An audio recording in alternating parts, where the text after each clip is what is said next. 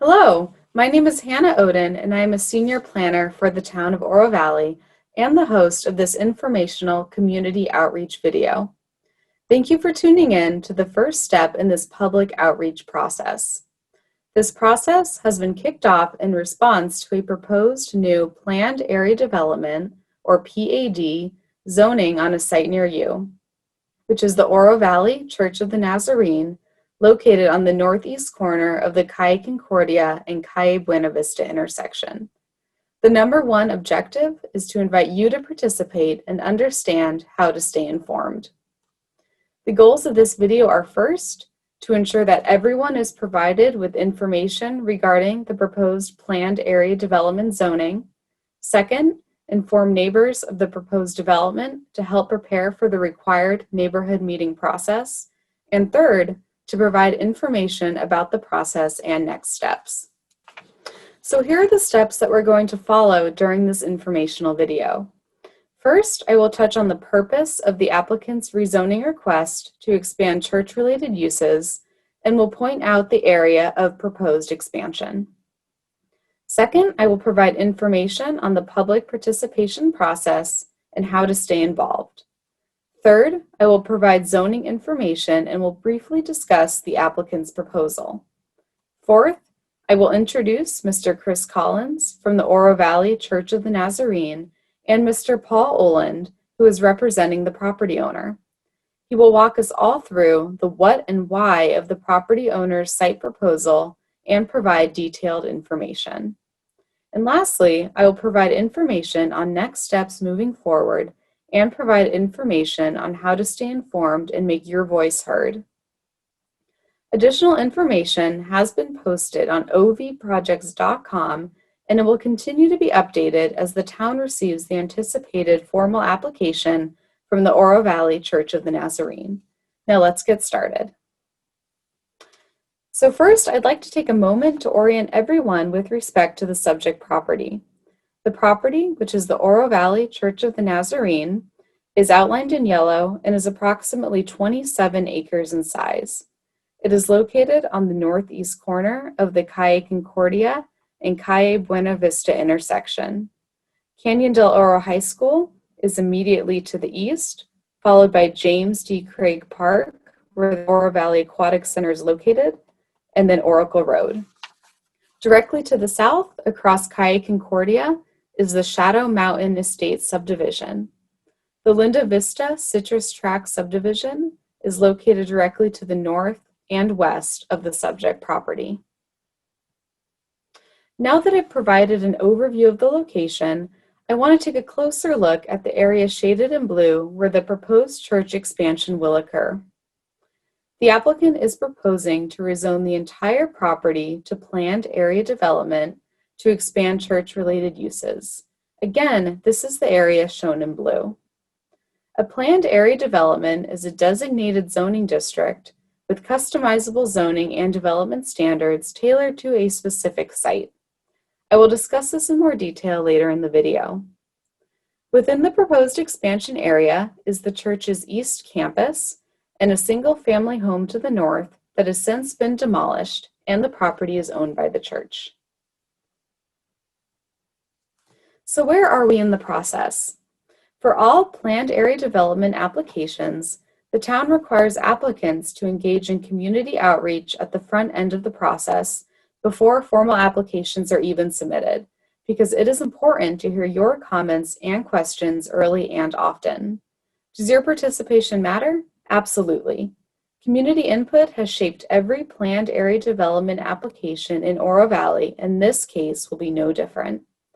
Typically, an in-person neighborhood meeting is held prior to a formal submittal of a PAD application. However, the zoning code enables the planning and zoning administrator to approve alternative methods of public outreach when warranted. With the ongoing COVID-19 social distancing requirements, alternative methods are necessary and are the best solution under the existing circumstances. This video is the first step in what will be an intensive public outreach process. Following this informational video, a web-based, fully interactive Zoom meeting will be conducted on November 17th. Following that meeting, we expect a formal submittal from the applicant. After a formal submittal and staff review for code conformance, a second neighborhood meeting will be held. Now, there are also additional opportunities for public input.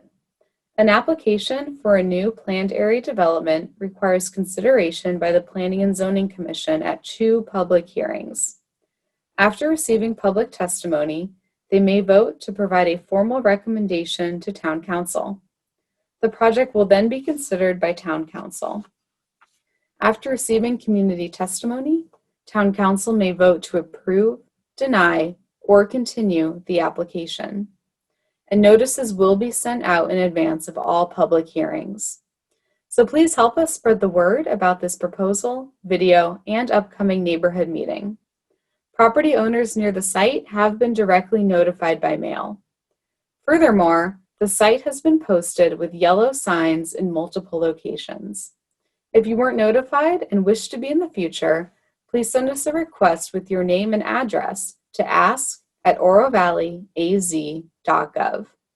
As of today, we do not have a formal submittal from the property owner, but we do anticipate one from the applicant. A pre-application concept for the site has been provided, and you will hear more about that directly from the property owner's representative, Mr. Paul Oland.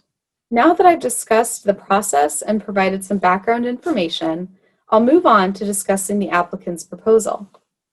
As mentioned previously, the applicant is proposing establishing a new planned area development, which requires a rezoning from the existing zoning, shown on the left side of the screen, to planned area development, shown on the right side of the screen. The zoning of a property is what actually gives the property owner the legal right to use their land. It establishes which uses are permitted, so for example, homes or commercial uses, and which development standards are applicable, such as building height limitations and setback requirements.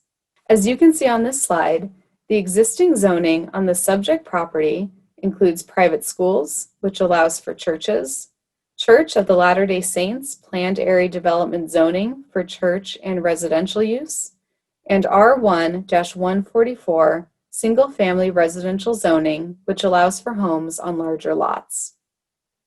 A planned area development zoning would accommodate the proposed church expansion and uses with potentially unique zoning and development standards. Again, planned area developments have customizable zoning derived from existing town zoning that is site-specific and allows a mix of uses.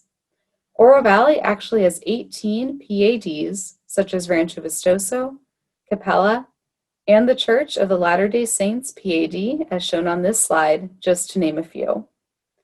The goal of PAD zoning is to foster safe and efficient use of land, provide an integrated circulation system focused on vehicular and pedestrian safety, promote efficiency related to land use and design, and promote the protection of environmental resources. The proposed PAD requires an application to establish the site-specific PAD zoning. This includes a detailed site analysis and PAD concept plan detailing building layout, circulation, and open space areas. As mentioned earlier, planned area development zoning requires an underlying zoning district derived from town zoning. In this case, the applicant is proposing using the existing private schools zoning requirements. Any proposed changes to these requirements require a modification table with justification as part of the formal application. As part of a PAD application, the request includes a required concept plan for the area. I will just quickly walk us through the concept as the applicant's representative will go into much more detail during his presentation.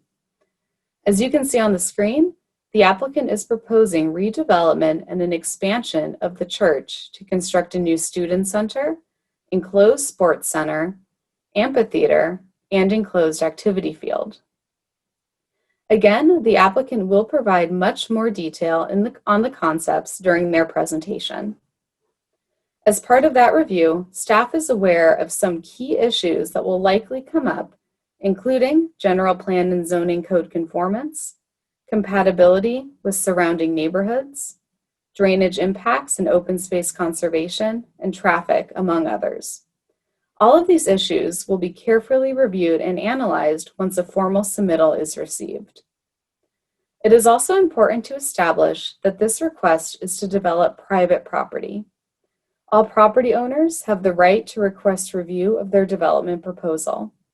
It is their charge to create, justify, and seek Town Council approval of a planned area development application. As part of this video, the applicant will begin to describe the rationale for their application. Again, I want to reiterate that we are very early in the process and that this is only the first step in an intensive public outreach process. This is an opportunity to learn more about the proposal, which includes staff, prior to the first neighborhood meeting. Now, with that in mind, I'd like to turn it over to Mr. Chris Collins from the Oro Valley Church of the Nazarene and Mr. Paul Oland with Paradigm Land Design, representing the property owner, to provide more detail regarding their proposal and explain the what and why of their application. Well, my name is Chris Collins, and I'm the executive pastor at Oro Valley Church of the Nazarene. And for today, I'm representing the other two members of what we call our executive team here, which includes our senior pastor, Craig Coulter, and our business manager, Jeannie Hayward. And we're excited just to be a part of the conversation to talk about what we feel like our church is being called to do to help our community. One of the things that is at the heartbeat of our faith community is that we have a strong desire to reach outside the walls of our church and outside of the people that call our church home and have an influence directly in the community in a very positive way. And we do that in a lot of different ways currently, whether we're helping our 55 plus community during the COVID situation. We have single moms ministry that really helps moms that are in a tough situation. We have different outreaches where we partner with Interfaith Community Services or the Gospel Rescue Mission or things like that. So we already do a lot of things in the community to help serve people. But a few years ago, we really were trying to hone in on what could be the biggest, largest impact we could have for our community right here in Oro Valley. And we started a recreational sports program that we called Upward Sports. And our first season was about 2 years ago, and saw immediate success in recognizing that there was a real need for a youth sports platform and youth sports programming here in Oro Valley. Lots of organizations do it between YMCA and NYS and AYSO, and there's club sports and all that kind of thing. But our church basically determined that we felt like that was the best way for us to reach the entire family in our community. And so many churches have a strategy of daycare or a school or a preschool. And what we're saying here at OVCN is we're going to go all in on sports ministry for our community. And we've seen great progress and connectiveness and reaching into our community, people who don't go to our church, people who don't go to a church at all, but recognize the value of a positive sports experience. And so that's really what our sports program vision and goal and dream is. It's to teach character and spiritual development through the platform of sports. And we feel like the platform of recreational youth sports can affect the entire family in a really positive way. There's lots of reasons for that that maybe aren't as spiritual as it relates to just our culture and the amount of activity that kids have these days and obesity issues and the desire to get kids up and moving and active and the benefits that has long-term for them. But for sure, there's a spiritual component for us as well. We feel like there may be no greater platform to teach things, life skills than sports. The success and the failure, the wins and the losses, the ups and downs, the working hard, the being a great teammate, the being a great person, part of it, and everything that entails, we feel like gives us a great opportunity to try to partner with families and parents to create a great character and spiritual development in kids. And so that's our aim. And we feel like we need a facility that allows us to do that. One of the biggest challenges we have right now in rolling out a sports program is that we are partnering with the Amphi School District to utilize their facilities, and they've been a great partner, but there are limitations and there are challenges that go with dealing with the district and facilities and renting facilities and those kind of things. So we know long term, for us to have the type of impact that we want to have, we have to have a facility on our campus that allows us to help provide and dictate the parameters of when and how those programs are offered in the evenings, on our weekends, and different programs during the day, and all those type of things. So that's why we're so excited about it. That's really the building is a tool that will allow us to create the type of programming that we think will have a lasting impact for the community. So that's kind of where we're at, and excited about where the progress that we've already had and where we're at working with Paul and a couple other folks and in moving this project forward. So that's a little bit of the heartbeat and the why behind why we want to do it. We just want to have a great impact in our community. We want to be a place that people can grow and come to a full understanding of what it means to be a great citizen, and hopefully eventually a great member of our church. Thank you, Chris. My name is Paul Oland. I'm with Paradigm Land Design, and I'm helping the church out with this rezoning to allow the facilities that Chris just described. I'm just going to take a few minutes today to introduce you to the site plan, some preliminary renderings of how the buildings are going to look, just kind of talk through some of those more site-specific issues. So we're all, as Chris said, we're all very excited about this project. We think it's going to be a real asset to the community, even more so than the church already is. So with that, I'd like to jump into some slides here and offer a little more detail. Okay, so this is the overall Nazarene Church of the Nazarene campus here. You can see Calle Concordia is on the south here. Calle Buena Vista is on the west side here.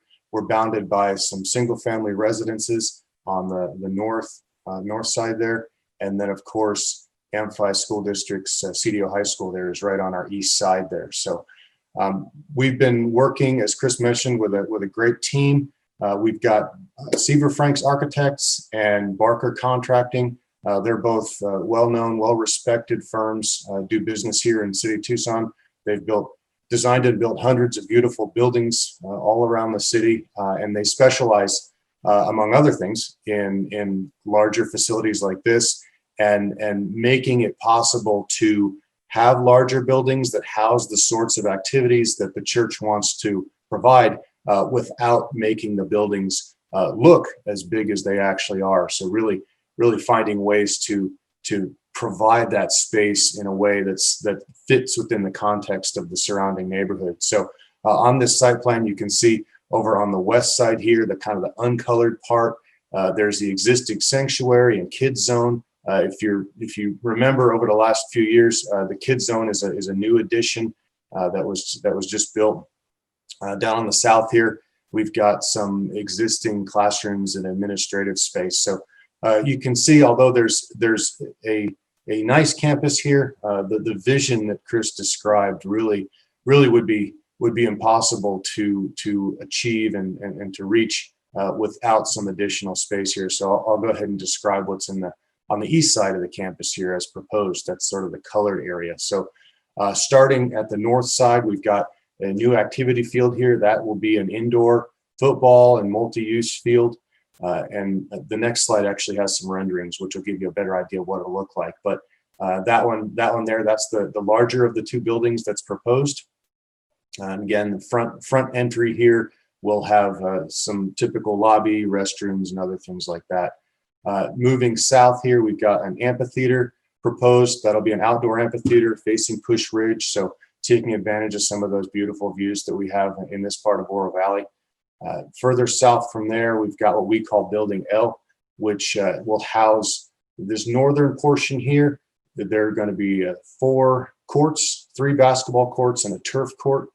Moving south, we've got the main entry here. And again, we'll take a better look at the architecture here on a subsequent slide here. But main entry here, there'll be a lobby, some refreshments, bathrooms, some IT space, administrative space, things like that.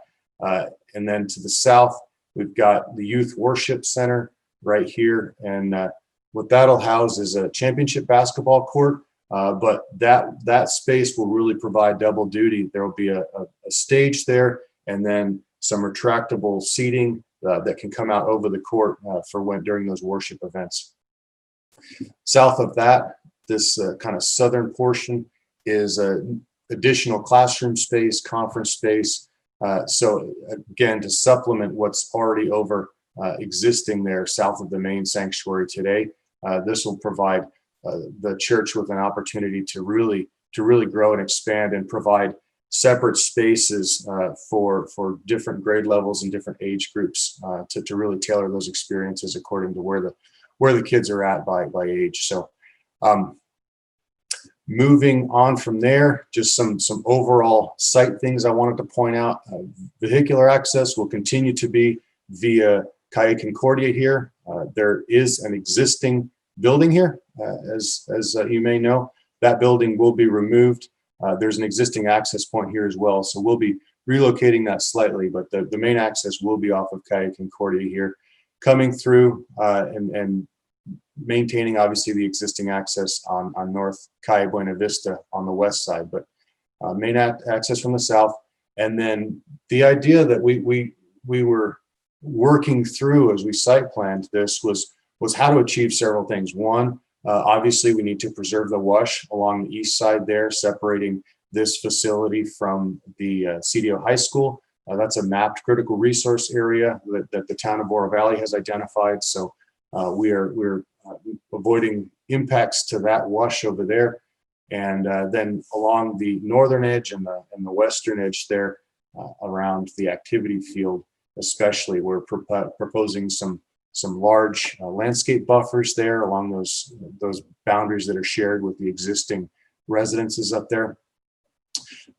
Another thing that we wanted to achieve was really have good visual access onto, into, and throughout the campus, so that when people arrive here, there will be great signage, directional signage, so that people can navigate through the campus, get to their destination quickly and efficiently. We've spread out the parking fields to really provide convenient parking to each facility, but also put them in a way, arrange them in a way where they will share, and the mass of the parking fields are broken up, but they're also spread out so that they can meet the needs of the facilities.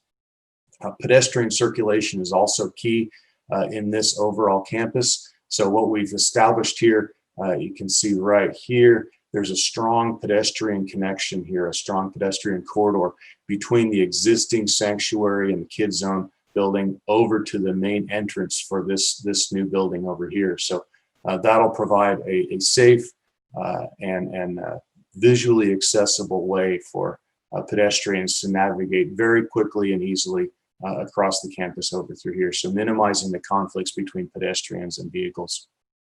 These are some renderings, preliminary, but certainly in the direction we want to go. Super Franks has prepared these, and what these show are really the aesthetic that we're aiming for here. Again, we're dealing with large buildings. There's no way to get around that. So the challenge really is to take those facilities and the activities and the sizes and square footages and heights and things that we need to provide those activities and make it a subtle statement rather than a just huge statement that it could be. So what Steve Franks has done, I think, excellently, and again, these will be further refined, is to really incorporate a lot of architectural features to break up the visual mass of these buildings. And that's through a number of architectural elements here. We've got reverse tapered columns you can see along the front edges here that provide a little bit of depth to those large faces. We've got shade canopies in the front here. Here's a covered basketball court that breaks up the front of this building a little bit. There'll be shade canopies out in front of these entryways as well. We've got metal panels placed strategically along the buildings, especially at the corners, to help break up that roof line a little bit. They're basically skins. complementary colors all throughout. Again, desert tone colors, but bold enough to help people identify where the main entries are. These, of course, will match the way the existing church campus is designed. If you visit the campus, you'll see some of these same shapes and elements and colors represented on those other buildings as well. Varying eaves, wainscoting, things like that add additional visual interest. We've also got different materials being used. In addition to the metal panels, we've also got block wall elements here. We've got stucco. We've got some glazing used as appropriate. You can see on the activity field building, there are some clerestory windows there that provide a lot of natural light. But again, that's south-facing, so we don't want to overdo the windows there. Where we do have windows and some more glazing on the front entry there, there's some shade provided to help cut down on the heat gain.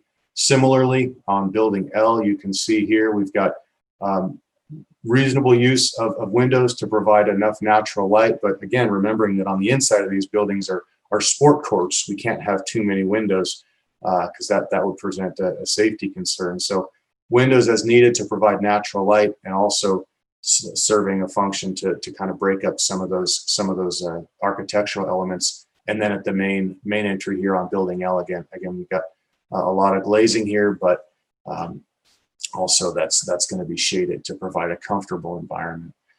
This down here you can see is the main entry for the student classroom area, conference area there. So there's really three main points of entry to these new buildings. Overall, if you look at the context of this Church of the Nazarene campus, within its surroundings, we've got a massive activity center already established here. We've got, of course, CDO High School. We've also got James Cree there, and we've got the Oro Valley Aquatic Center. There's really a pretty well-established activity center just to our just to our east. And of course, the existing Nazarene campus over here kind of bookends the western end of that. So what we're doing with these proposed improvements here is really kind of filling in the gap between the two. This image here is approximate, of course, but it does show, you can see the existing CDO auditorium there. That's a very tall building. We've got all the other CDO campus buildings there. And then behind it, you've got the James Cree Park buildings with the aquatic center and everything. And then in the foreground, you can see Calle Buena Vista. And then this is the Church of the Nazarene Sanctuary. This graphic here, which we will update, this doesn't show the new kids zone that was built within the last few years. But that would also be another large visual element here. So what we're doing is really filling in the middle ground here between the Nazarene campus and all the rest of the activities that are further east towards Push Ridge. Well, I hope that gives you a flavor for what we're proposing at this point. Again, as we move through this rezoning process, we'll have updated plans and refined designs and things like that. But again, we're very excited, looking forward to moving through this, and I'll pass it back to Chris. Yeah, thanks, Paul. Appreciate all your work and the team that's helping us kind of bring the vision to life. So I guess as you get a chance to see the size and the scale of buildings in the context of the property, and then even in context of kind of the greater footprint of what it would look like as a part of CDO and James Cree, I want to underscore that this is not a facility that we are only planning to figure out how to use during traditional church times of Sunday morning and Wednesday evening. This is a facility that we want to serve the community Sunday through Sunday, early in the morning, mid-morning, late afternoons, evenings.